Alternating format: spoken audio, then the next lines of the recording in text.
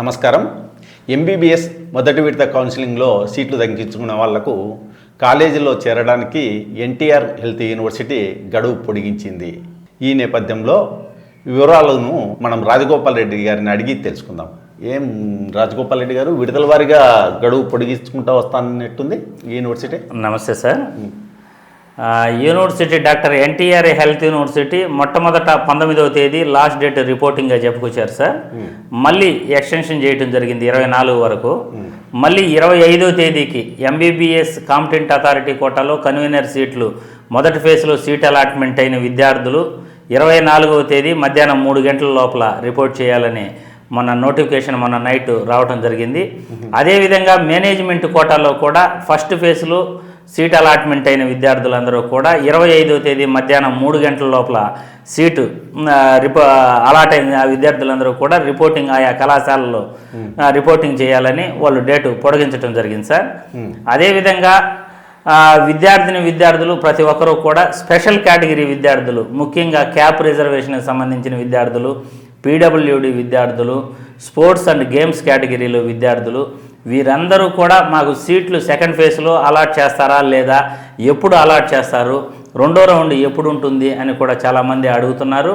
మొదటి రౌండ్లో seat allotment అయిన విద్యార్థులకి రిపోర్టింగ్ చేసిన తర్వాత మళ్ళీ ఎంతమంది మొదటి ఫేజ్లో రిపోర్టింగ్ చేయలేదు అనే list doctor NTR health university వాళ్ళు లిస్టు రిలీజ్ చేయడం జరుగుతుంది.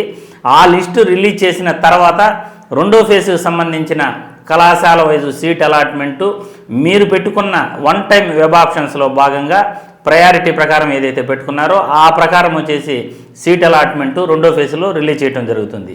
ఈ రెండో ఫేజ్ కౌన్సిలింగ్ కూడా దాదాపు 26-27 లోపల ఖచ్చితంగా రిలీజ్ చేస్తారు.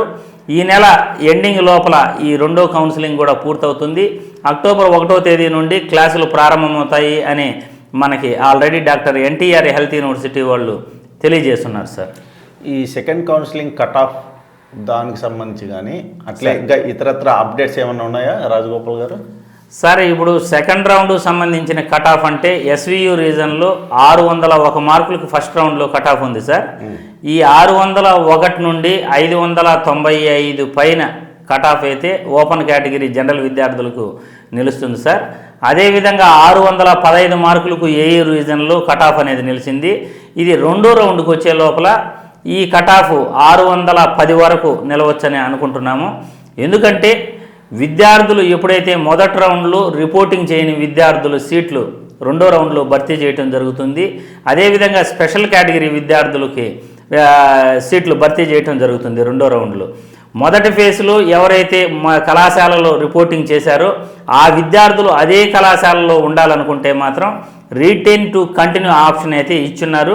అది ఎవరైతే ఆ రీటైన్ కంటిన్యూ ఆప్షన్కి వాళ్ళ లాగిన్ వెబ్సైట్లో వెళ్ళేసి సెల్ఫ్ డిక్లరేషన్ ఇచ్చారో వాళ్ళందరూ కూడా మొదటి రౌండ్లో ఏ కళాశాలలో జాయిన్ అయ్యారో అదే కళాశాలలో వాళ్ళు కంటిన్యూ అవ్వడం జరుగుతుంది.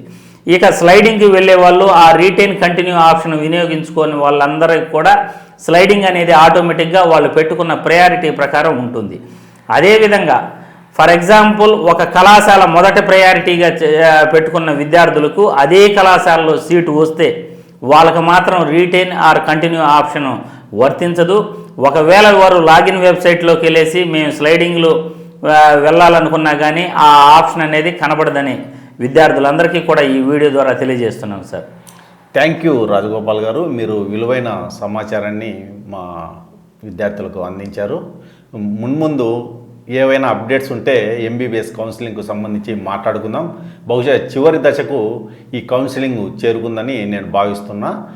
వచ్చే నెల 1వ తేదీ నుంచే కాలేజీ స్టూడెంట్స్ సార్ చివరి దశకు చేరుకోలేదు, ఇంకా రెండో రౌండ్ ఉంది, మూడో రౌండ్ ఉంది. ఈ 3 రౌండ్లు పూర్తయిపోయిన తర్వాత స్ట్రే వ్యాకెన్సీ రౌండ్లో మిగిలిపోయిన సీట్లు భర్తీ చేస్తారు సార్. ఈ రెండో రౌండ్లో సీటు ఎవరైతే రిపోర్ట్ చేయరో వాళ్ళని మళ్ళీ క్యారీ ఫార్వర్డ్ చేస్తారు మూడో రౌండ్కి. మూడో రౌండ్లో కూడా ఏదైనా సీట్లు మిగిలి ఉంటే ఎవరైనా జాయిన్ కాకపోతే మళ్ళీ స్ట్రే వ్యాకెన్సీ రౌండ్ అని చివరి రౌండ్ ఉంది.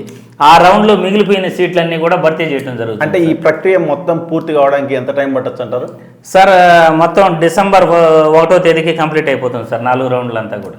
4 రౌండ్లు డిసెంబర్ 1వ తేదీ వరకు 4 రౌండ్లు కంప్లీట్ అవుతుంది. ఓకే, మనం అంతవరకు కూడా ఏదైనా అప్డేట్స్ ఉంటే తప్పకుండా మనం సార్, తప్పకుండా మన విద్యార్థులతో షేర్ చేసుకుందాము. తప్పకుండా సార్. అది థ్యాంక్ యూ రాజగోపాల్ గారు. ధన్యవాదాలు సార్.